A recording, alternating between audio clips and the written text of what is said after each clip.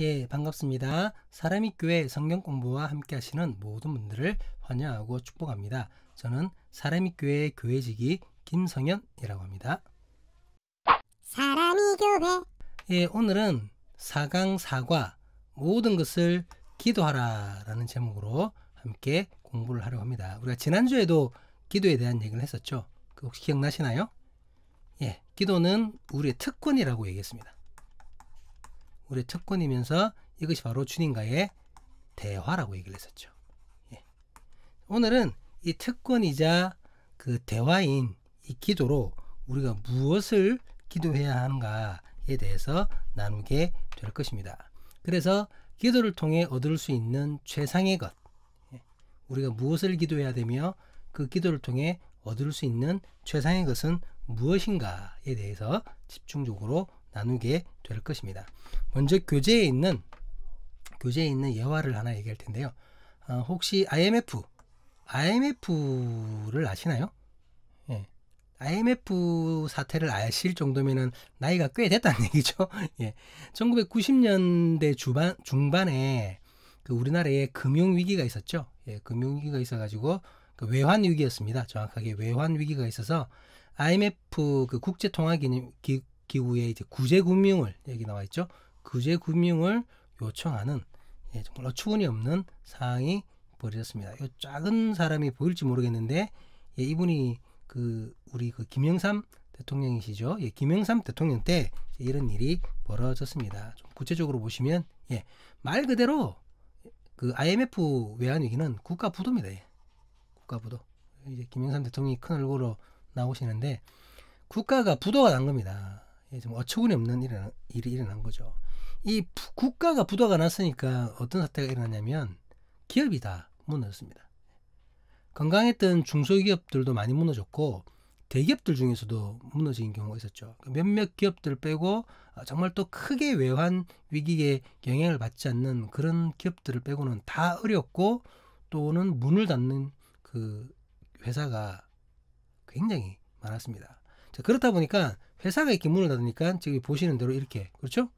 회사 다니던 사람들, 직장인들이 굉장히 어려움을 겪게 되는 거죠. 당장 회사에서 뭐 명예퇴직을 하거나 아니면 그냥 뭐 그만둬야 되거나 아니면 일을 해도 월급을 못 받거나 이런 일이 굉장히 빈번하게 일어났습니다. 그렇게 되다 보니까 어떤 일이 일어날까요? 가정에서 불화가 일어나는 거죠. 두 가정에 대해서 좀 특별히 얘기할 텐데요. 한 가정에는 이 불화를 지혜롭게 극복하지 못한 겁니다. 그 뭐 남편이나 뭐 아니면 뭐 아내가 될 수도 있지만 직장 다니는 그 배우자가 일부러 그러는 게 아니잖아요. 외환 위기가 국가에 의해서 벌어진 거기 때문에 그 개인이 잘못해서 일어난 일은 아닙니다. 뭐 처음에야 이제 또 그렇게 생각했을 텐데 이것이 시간이 지나고 계속해서 월급이 없고 금전적으로 재정적으로 어려워지다 보니까 이제 불화가 생긴 겁니다. 부부가 싸움이 일어나고 뭐 자녀들과도 다툼이 일어나는 거죠. 그래서 결국은 이것을 극복하지 못하고 니 탓, 내 탓 하다가 가정이 파괴가 되는 그런 현상들이 일어나고 말았습니다. 그 노숙자라는 말을 이제 요즘에는 뭐 자주 듣는데 원래 노숙자라는 말이 없었어요. 없었는데 IMF 위기가 생기면서 노숙자라는 말이 생겼습니다. 여러분, 노숙자는 거지를 얘기하는 게 아니거든요. 거지가 아니라 직장을 다녔거나 현재 직장을 다니고 있는데 어떤 여러 가지 이유로, 재정적인 이유로 집에 못 들어가는 사람들 얘기하는 겁니다. 집에 못 들어가고 어디 있어요? 길거리에서 잠을 자는 거예요. 실제적으로 제가 그 노숙자 관리하는 곳에서 한 10개월 정도를 일을 했습니다. 근데 그분들하고 얘기하다 보면 그 낮에는 일을 하고 밤에는 길거리에서 자고 이런 경우가 허다했습니다. 모든 분들이 그랬던 건 아닌데 그런 분들이 있었어요. 이해가 안 되시죠? 근데 그 당시 때 상황이 그랬다는 겁니다. 집에 들어갈 수가 없는 거예요. 빚쟁이들 때문에. 빚쟁이들이 하도 찾아오니까.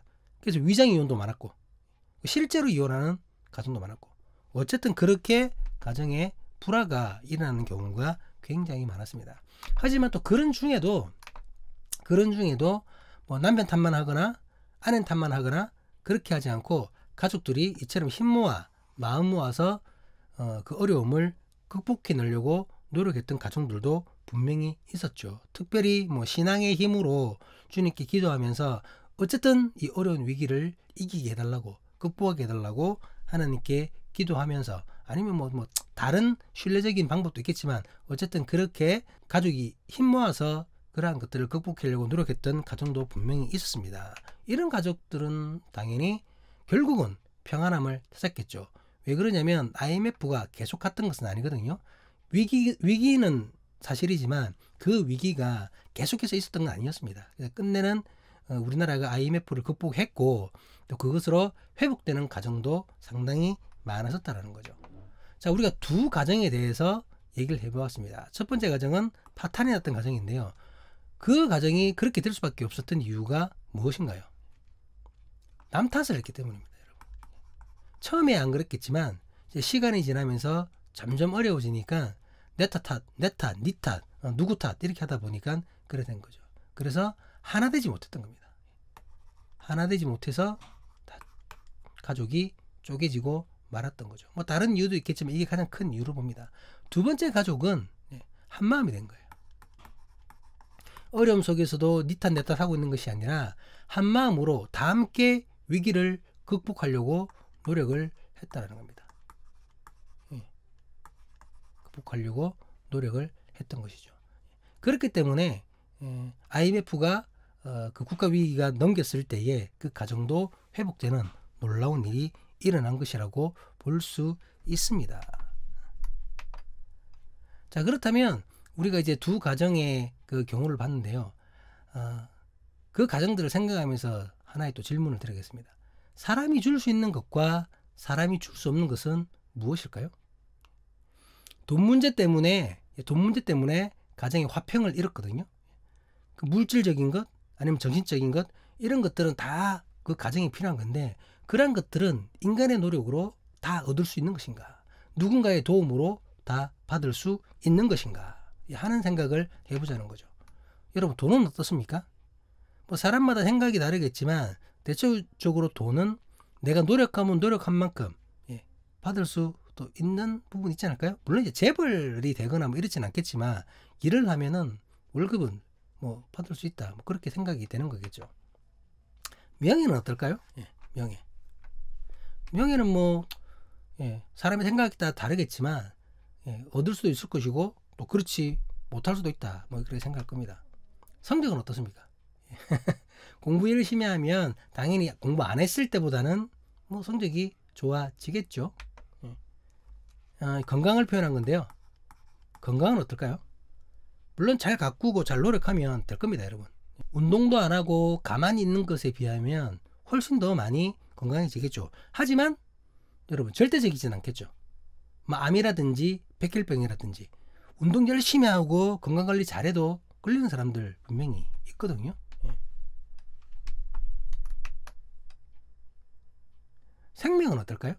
요즘 생명을 제가 표현한 건데 생명은 어떨까요?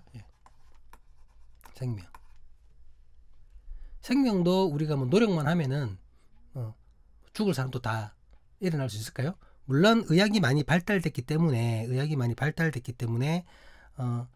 뭐 예전보다는 많은 부분에서 인간이 정복하고 있지만 그럼에도 불구하고 완전하게 인간의 노력으로 생명을 좌지우지하지는 못하는 것이 사실입니다.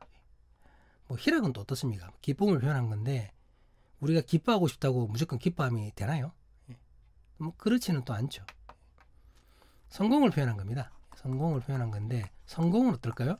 누군가가 이 사회에서 성공을 하려고 하는데 뭐 그것은 인간의 노력 아니면 누군가의 도움으로 무조건 다 이루어지는 것일까요? 뭐 이것도 기라고 하는 사람도 있고 아니라고 하는 사람도 분명히 있을 수 있습니다. 화평은 또 어떻습니까, 여러분? 제가 평화를 표현한 건데 평안, 화평. 평안은 우리가 얻고 싶다고 얻어지는 건가요? 아까 그 가정도 뭐 파괴된 가정도 누가 평안함을 마다하겠습니까? 하지만 외부의 환경에 의해서 본인이 원치 않았는데 그런 경우가 생긴 것이죠. 지금 말씀드리고 있는 것은 뭐냐면은 우리가 인간을 통해서 우리 인간의 노력을 통해서 얻을 수 있는 것이 있고 그럴 수 없는 것이 분명히 있다는 겁니다. 사람에 따라 아까 예를 들은 것들 중에 뭐 어떤 것은 인간이 얻을 수 있다, 어떤 것은 못 얻게 된다, 뭐 이런 것에 정하는 것의 기준의 차이는 있겠지만 어쨌든 분명한 것은 인간을 통해 얻을 수 있는 것이 있고 인간이 아무리 노력해도 그것과는 상관없이 다른 이유로 주어지는 것이 분명히 있다라는 것입니다. 성경은 무엇이라고 얘기하는지 한번 봤으면 좋겠습니다. 빌립보서 4장 6절 7절 말씀입니다. 아무것도 염려하지 말고 다만 모든 일에 기도와 간구로 너희 구할 것을 감사함으로 하나님께 아뢰라. 그리하면 모든 지각에 뛰어난 하나님의 평강이 그리스도 예수 안에서 너희 마음과 생각을 지키시리라. 우리가 이제 무엇을 기도해야 됩니까? 라는 그 질문이 우리 중간중간에 계속해서 주어졌는데요. 성경은 말하기를 모든 일이라고 합니다. 큰일, 작은 일, 중요한 일, 하찮은 일, 그런 거 상관없이 모든 일에 기도와 간구로, 감사함으로 하나님께 아뢰라고 얘기합니다. 자, 그렇게 하면 어떻게 한다고 하셨나요? 그런 거 다 이루어줄 거야 라고 말씀하셨나요? 그렇게 모든 것을 간구하고 아뢰 때에 주님께서 너희의 마음과 생각을 지키시리라고 말씀하십니다. 이 부분이 중요한 거죠. 우리의 마음과 생각을 지키시리라. 우리는 기도의 응답에 대해서 오늘 이 말씀을 통해서 우리가 생각했던 것과 전혀 다른 주님의 말씀을 듣게 되는 것입니다.